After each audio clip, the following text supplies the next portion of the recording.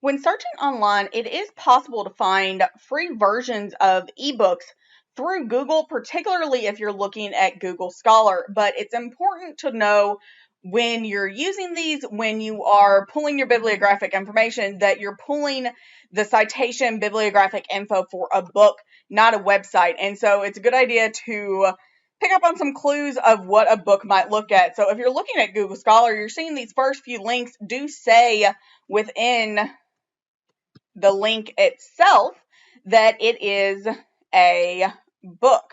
And so you're seeing that with the, right before the title there, it is saying book.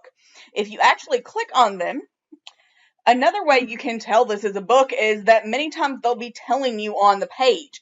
So, for example, the description of this improving higher education total quality care, you're seeing the description says this book presents two dominant yada yada.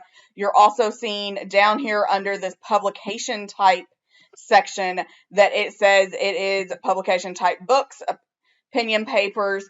And so if you were to cite this book, you're getting your who with Ronald Barnett. What title of the book is Improving Higher Education, Total Quality Care. Publisher is this Open University Press.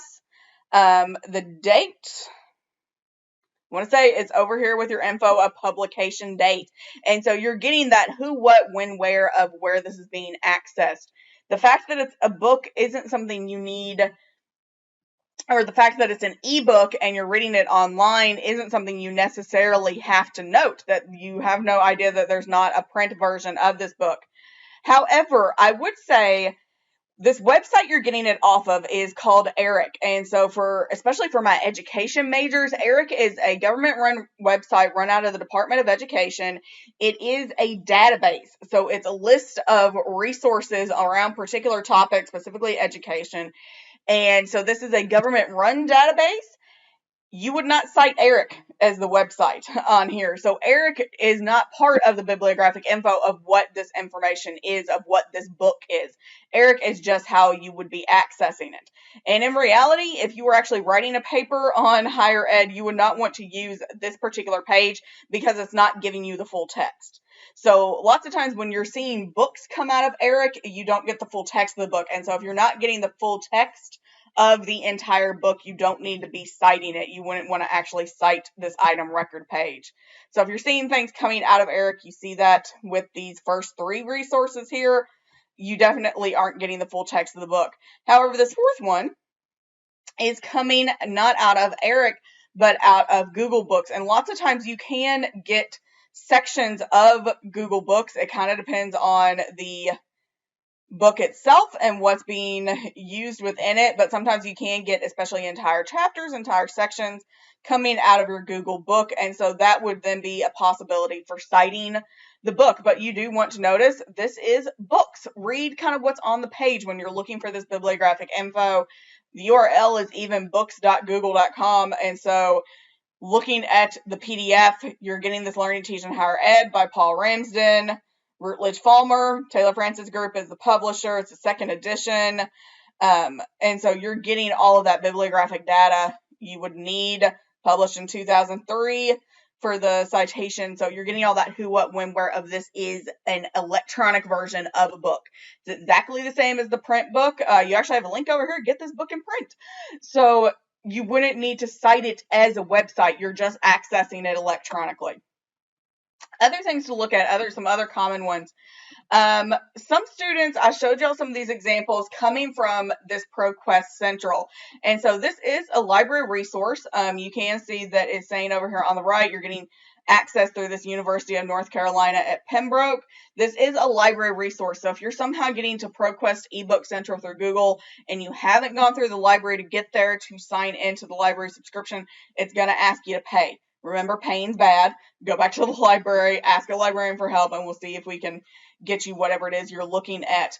But many students do kind of struggle with this one, and I've seen some of them try to list this ProQuest eBook Central as the website name. And that's not what you're looking at here, because you're not looking at a website. You're looking at an ebook. And so this is one that you could scroll down and skip ahead to particular chapters. You can download entire PDFs. or download individual PDFs of the chapters. And so, sorry, I got logged out there. So you would not cite this as a website. You would cite it as that book and give the bibliographic data for the content that you're using. You're not citing ProQuest, you're citing the book within ProQuest. That makes sense. Another one, Project Gutenberg. Some of y'all may have heard of this, named after their first printing press, the Gutenberg printing press. So this book, Alice's Adventures in Wonderland by Lewis Carroll. Perhaps some of y'all have read this, or at the very least seen the Disney movie. This is a book that is out of copyright, so it means that Lewis Carroll no longer owns the copyright, so it's in the public domain. And so it is something that they have been able to create PDFs or to create EPUBs and put online, and so you can download it for free. Project Gutenberg is a organization website database with free ebooks that are out of copyright or in the public domain and that you can access them. And so this is something that students do stumble across in Google. This is one we also have library listed within library resources, and so you can get it that way. And so you're seeing you can read the entire book online. You can download it as an EPUB, which is something you could read with a Kindle or an e-reader. You have the Kindle version. You also have a PDF version. So you have lots of different ways you could read this entire book. And so this is something you can also find through free through Google. But once again, you're going to need to cite this as a book. You're not citing Project Gutenberg, because Project Gutenberg isn't the author, isn't the publisher for this book, is not giving you the date of it. And so if you click on this tab for bibliographic record, that's where you're going to get author, title, publisher, if it release date. So this one, public domain within the United States.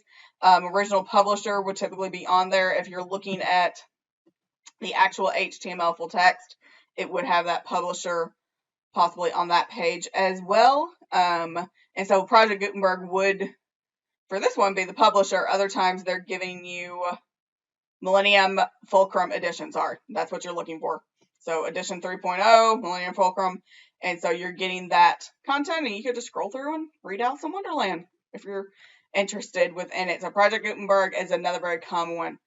Finally, found this one by doing some random Googling today. And what this is isn't a book, but it's a thesis.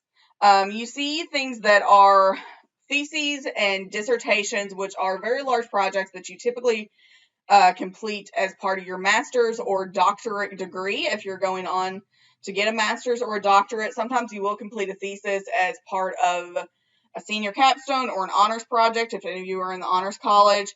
They're very, very large research projects, and in many ways, they are treated as a book. And so this is something, if you're seeing something that is a thesis or a dissertation, we are not citing the Atkins Library at UNC Charlotte for this. We are citing what is the text and the content that you're getting. So this would be cited more as a book. Many styles within APA and MLA in particular do have specific rules on how to cite theses, but it's not going to be as a website. This is something that you could get print copies of this. And so you have your author, you have your thesis title. University of North Carolina at Charlotte would be the publisher. 2017 would be the date for that. And so you're not going to cite any sort of thesis or dissertation that you find online as a website. You do get many of these through university websites. That many universities have what we call institutional repository, where publications for student publications like theses and dissertations, as well as some faculty research and publications, they're making PDF versions of these available for free. It's kind of a representation of what research is being done at that university. UNCP has this through a program called Brave Docs, which is on the university website. They're not websites that you're citing. This is a book that is electronic. It's a thesis that is electronic. It's not a website.